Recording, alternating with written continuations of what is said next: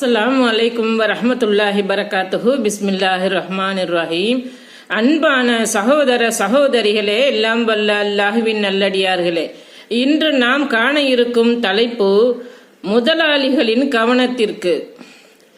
ஒவ்வொரு ஆண்டும் மே 1ஆம் தேதி உழைப்பாளர்கள் தினமாக நாடு முழுவதும் கொண்டாடப்படுகிறது.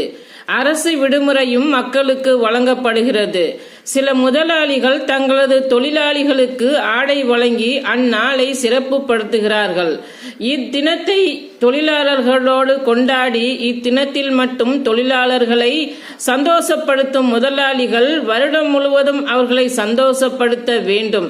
அவர்களது கண்ணியத்தை சீர்குலைக்காமல் அவர்கள் அன்றாடம் படும் கஷ்டங்களை, அவர்களது குடும்ப சூழ்நிலைகளை கவனத்தில் கொண்டு அவர்களுக்கு வேலைகளில் சலுகைகளும் தங்களால் முடிந்த அளவு பொருளாதார உதவியும் செய்யலாம்.